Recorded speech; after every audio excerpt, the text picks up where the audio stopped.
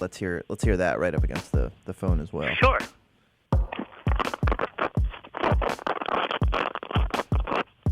Yeah, that's way worse.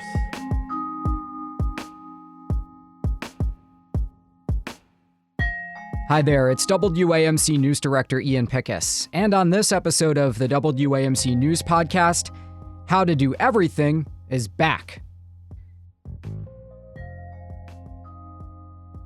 If you've ever wondered if there's a correct way to open Velcro quietly, or hundreds of other questions, great news. The NPR podcast How to Do Everything is coming back. Well, let's hear it. Okay.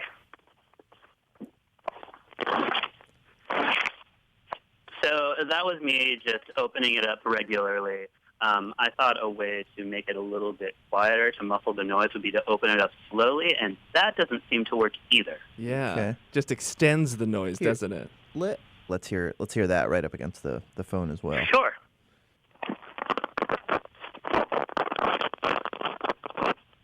Yeah, that's way worse.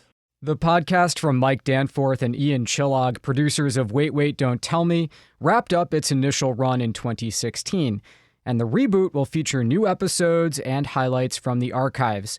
First, the guys are here to look ahead right now. Congratulations. Thank you. Hey, thanks. Good to be back. It's been a few years, Ian and Mike. What made you decide to bring the podcast back? I mean, the honest answer is we always missed it. I think from the moment we stopped doing it, which I think was in 2016, that's right.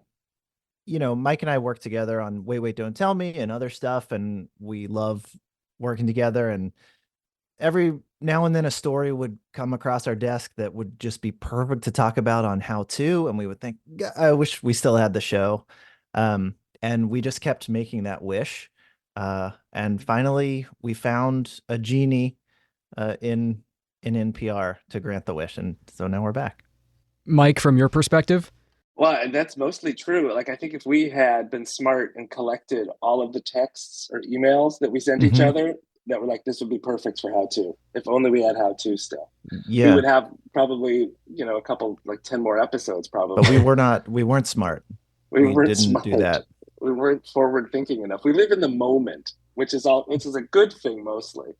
Yeah. The other thing I would say, Ian, that helped us, I think it's Zoom, because Ian lives in New York, I'm in Chicago, and once we figured out that we could still do a show together, we did a small show for Radiotopia that proved we could host a podcast or do a podcast together, even if we weren't in the same room. And once we knew we could do that, we felt like, well, maybe we could try How To again.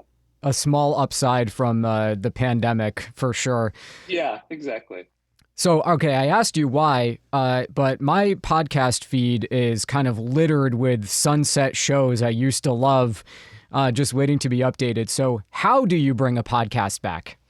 Oh, that's something I guess we really don't have experience with, do we?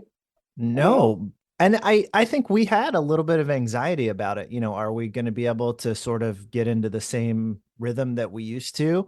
And it was really pretty. The first interview that we set up with our producer, Hina, we got in there and it felt like no time had passed since we were last doing it. So, but time definitely has passed. We're much older now than we were then. The world is very different, but we have not matured in any way, which I think is how we're able to accomplish this. Can you give our listeners any advice about working with a partner? As you mentioned on the other show, you guys have to worry about Wait, Wait, Don't Tell Me, and then the podcast, and keeping a working relationship like this one good for all these years. Oh, wow. I guess, Ian, I would ask you to answer that before I would. And I would insist that I answer that before you would.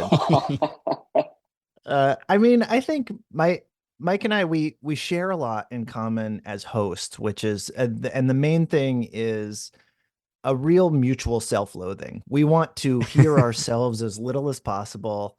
And so as editors, we just extract, we get ourselves out of it as much as possible. And I think that's a production philosophy that we have at Wait Wait too, which is, we want want everybody else to feature in a big way. And so the more we can sort of like make room for the unexpected stuff to happen, that's what makes Wait work well, and hopefully what'll make How To work well. I'll also say that I think of us as producers as a two-headed monster, and I am the mean head, and Mike is the kind, encouraging head.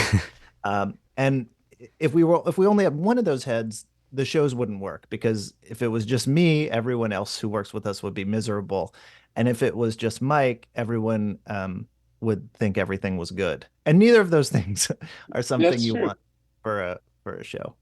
I do think, though, that you kind of hit on it, which is that I don't know if it speaks to our relationship, but our compatibility as hosts really comes from the fact that we're both longtime producers. So we're looking at the show from really, as you just said, from with a producer's eye and ear, and that's different from, I think, a host who, I don't know, maybe this is saying something or revealing something, but I think a host wants to hear themselves talk, and neither one of us do. And I think we're always looking at it as producers, and I think because we share that, I think we're able to coexist easily, comfortably. So, what are the plans for the new run of episodes? I assume you've done some of them already. So, what's on the table here? Well, the thing that I'm excited about, or one thing I'm excited is a bit we did with a device called the Nasal Ranger, What's that? which, yeah, okay, if you don't know what it is, and you shouldn't, it It's not the looks, worst superhero, the Nasal Ranger. It's actually a tool. it is a tool. It's a tool that you hold up to your nose, and it allows you to gauge how badly something smells. And we were asked to help. A woman called us, and she wanted to know if she smelled, or if we would help. I guess the question was, how do I get somebody to tell me if I smell? Yeah. How do I get people to be honest with me if I Yeah. smell? Yeah. And so, because we wanted it to be objective, we found this tool that would tell her objectively whether or not she smelled. Did she smell? You'll have to listen to the episode. Yeah. Yeah. Well, speaking of a producer's ear for a teaser, Yeah. Yeah. let me get one question in about your day jobs. I'm always curious about how Wait, Don't Tell Me will find the humor in particular moments in our country. You adapted to, of course, doing remote shows during COVID. But now that we're in this like super high stakes election year with a lot of twists and turns, how are you thinking about comedy this fall? Oh, that's fun. I think, Ian, you brought a point up last week that I don't want to throw every question to you, so I'll steal your answer. But I think one of the things you said is that we really have to find like the fun in all the stories, like I guess, what did you say, the joy angle? Yeah, I think when looking at the political landscape right now, I think you see on the Democrats side, they have decided with their messaging to move towards talking about joy and using a lot of humor, and maybe less talk about the fear of creeping fascism.